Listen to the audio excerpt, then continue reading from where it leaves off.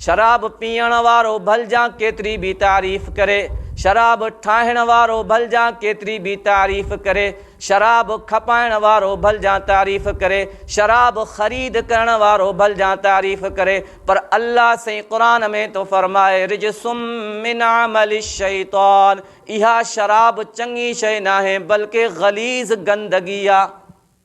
शराब छा आहे? गलीज़ शइ आ, गंदगी आ।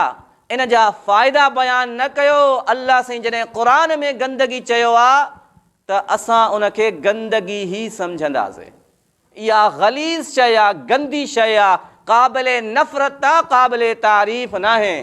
जीअं हदीस पाक में कायनात जे सरदार फरमायो अन्निसाउ हबाइलु शैतान, औरतूं शैतान जो जार आहिनि। शैतान औरत खे आलाइकार वांगुरु इस्तेमालु कंदो आहे। इंसान खे शैतान औरत जे ज़रिए सां गुमराह कंदो आहे, उनखे हिदायत खां हटाईंदो आहे, अल्लाह जे रस्ते खां हटाईंदो आहे। ईअं ई अल्लाह से फरमायो रिजसुम मिन अमलि शैतान, शैतान जे लाइ शराब बि आलाइकार आहे। इन शराब जे ज़रिए सां शैतान इंसाननि जे दरमियान झेड़ा ऐं झगड़ा पैदा कराईंदो आहे।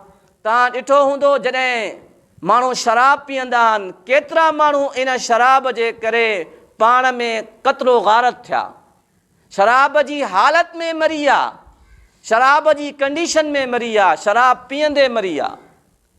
ऐं शराब पीअंदे जेकॾहिं को मरी वञे उनजो रिज़ल्ट ऐं नतीजो छा आहे इहो बि ॿुधी छॾियो।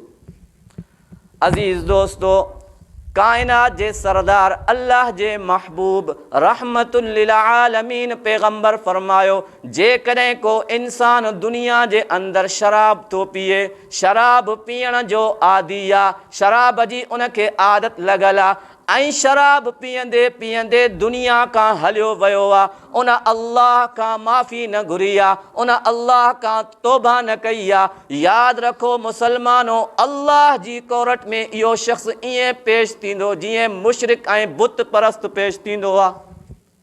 हिकिड़ो मुशरिक ऐं बुत परस्त, अल्लाह से क़ुरान में फरमायो इन्नल्लाह ला यग़फिरु अन युशरक बिही व यग़फिरु मा दून ज़ालिका लिमन यशा।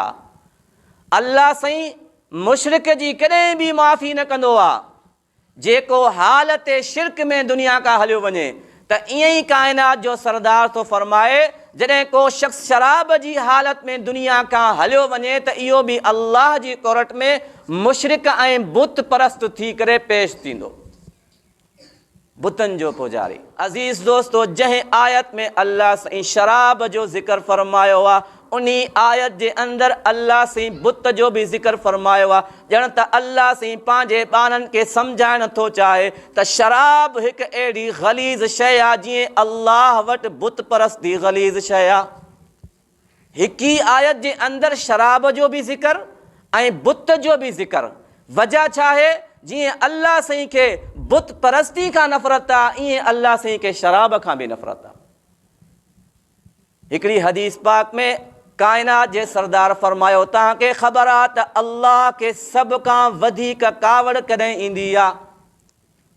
जॾहिं को बानो ज़िना कंदो आहे अल्लाह खे कावड़ ईंदी आहे, पर सभ खां वधीक कावड़ न ईंदी आहे। जॾहिं को शख़्स चोरी कंदो आहे अल्लाह खे कावड़ ईंदी आहे, पर सभ खां वधीक कावड़ न ईंदी आहे। जॾहिं को शख़्स कंहिंजो क़त्ल कंदो आहे अल्लाह खे कावड़ ईंदी आहे, पर सभ खां वधीक कावड़ न ईंदी आहे। अज़ीज़ दोस्तो, कायनात जे सरदार फरमायो अल्लाह साईं खे सभ खां वधीक कावड़ उन वक़्तु ईंदी आहे जॾहिं अल्लाह जो बानो अल्लाह खे छॾे कंहिं ॿिए जे साम्हूं सजदो कंदो आहे, कंहिं ॿिए खे जॾहिं पंहिंजो महबूद सम्झंदो आहे, कंहिं ॿिए जे साम्हूं पंहिंजी पेशानी झुकाईंदो आहे त अल्लाह खे सभ खां वधीक कावड़ तॾहिं ईंदी आहे।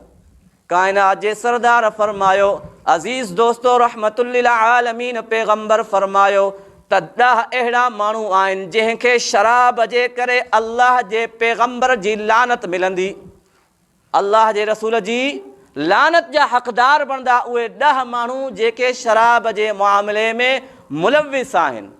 उहे कहिड़ा आहिनि? रसूलुल्लाह सल्लल्लाहु अलैहि वसल्लम फरमायो जेको माण्हू शराब ठाहे थो उन जे मथां अल्लाह जी लानत आहे, जेको माण्हू शराब पीए थो उन जे मथां अल्लाह जी लानत आहे, जेको माण्हू शराब पीआरे थो उन जे मथां अल्लाह जी लानत आहे। जेको माण्हू शराब ख़रीद करे थो उन जे मथां अल्लाह जी लानत आहे। जेको माण्हू कंहिंखे शराब पेश थो करे उन जे मथां अल्लाह जी लानत आहे। ऐं जंहिं शख़्स जे लाइ शराब पेश कई थी वञे उन जे मथां बि अल्लाह जी लानत आहे। ऐं जेको माण्हू कंहिं शख़्स खे हदीअ जे तौरु शराब पेश करे थो उन जे मथां बि अल्लाह जी लानत आहे। इन हदीस जो ख़ुलासो ऐं मफ़हूम इहो आहे, जेको बि माण्हू शराब जे अंदरि मुलव्विस आहे उन जे मथां अल्लाह जी लानत आहे। जेको बि इन अमल में ठाहे थो, खपाए थो, ख़रीद थो करे। ऐं हिकिड़ो नबी साईं इहो बि फरमायो, जेको इन शराब जी आमदनी खाए थो उन जे मथां बि लानत आहे, इनकम। ऐं अज़ीज़ दोस्तो, जंहिं बि शख़्स जे घर में शराब जी आमदनी ईंदी आहे उन शख़्स जी कॾहिं बि मानी न खाईंदा कयो। चाहे शादी जी मानी हुजे, चाहे ख़ैरात जी मानी हुजे, चाहे दावत जी मानी हुजे, जंहिंजे घर में इनकम ऑफ वाइन्स आहे, शराब जी आमदनी उन जे घर में अचे थी, उन जो पैसो हराम आहे। उन जे घर में कॾहिं बि का दावत न खाओ। अज़ीज़ दोस्तो, सहाबी तो चए, या रसूल अल्लाह, मां इन खे दवा जे तौरु इस्तेमालु कयां थो। छा जे लाइ? दवा जे तौरु इस्तेमालु कयां थो, इलाज जे तौरु इस्तेमालु कयां थो। त नबी अलैहिस्सलातु वस्सलाम छा फरमायो? रहमतुल लिल आलमीन पैगंबर फरमायो, ए सहाबी, इहा शराब दवा न है, बल्कि इहा त सरासर बीमारी आहे। शराब दवा न थी सघंदी आहे। हराम में हिकमत न हूंदी आहे। हराम त गंदगी आहे, उन में इलाज काॾों आयो? त अज़ीज़ दोस्तो, हज़रत मुआज़ बिन जबल ऐं हिकिड़ो ॿियो सहाबी फरमाइनि था, जॾहिं हुज़ूर अलैहिस्सलातु वस्सलाम असांजी यमन जी तरफ़ तशकील फरमाई ऐं उते हुज़ूर अलैहिस्सलातु वस्सलाम असांखे कुझु नसीहतूं फरमायूं, त असां हुज़ूर अलैहिस्सलातु वस्सलाम खां पुछा कईसीं, या रसूलल्लाह, जेकॾहिं असां माखी खे पाणी में मिक्स कयूं ऐं चंद ॾींहंनि खां बाद उन जे अंदरि जोश पैदा थिए, इन जो शरई हुकुम छा आहे? या जेकॾहिं असां जव खे, जव हूंदी आहे न, उन खे पाणी में विझी छॾियूं ऐं उन जे अंदरि जोश पैदा थिए, त इन जो शरई हुकुम छा आहे? इहा शराब आहे या इहा जाइज़ आहे? अज़ीज़ दोस्तो, कायनात जे सरदार तारीख़ी अल्फाज बयान फरमाया, चंद लफ़्ज़नि में मुकम्मल मसलो समझायो। हुज़ूर अलैहिस्सलातु वस्सलाम फरमायो, ए सहाबा, मां तव्हांखे हर उन शइ जे इस्तेमालु करण खां मना कयां थो जेकी शइ तव्हांजे अंदरि नशो पैदा करे ऐं तव्हांखे अल्लाह जी इबादत खां परे करे छॾे। जंहिं बि शइ जे इस्तेमालु करण सां इंसान जे अंदरि नशो पैदा थिए थो ऐं उहो अल्लाह जी इबादत खां गाफ़िल थिए थो, कायनात जे सरदार फरमायो, उहा शइ हराम आहे। मां मोहम्मद तव्हांखे उन शइ खां मना थो कयां। हिकिड़ो मरीज़ वियो हिकिड़े डॉक्टर वटि,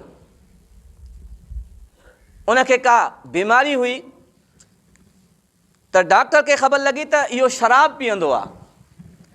डॉक्टर साहब उन्हनि जे लाइ दवा लिखी ऐं चयईंसि त तूं शराब छॾे ॾे, पोइ तोखे इहा दवा असरु कंदी ऐं तूं सिहतमंद थींदे।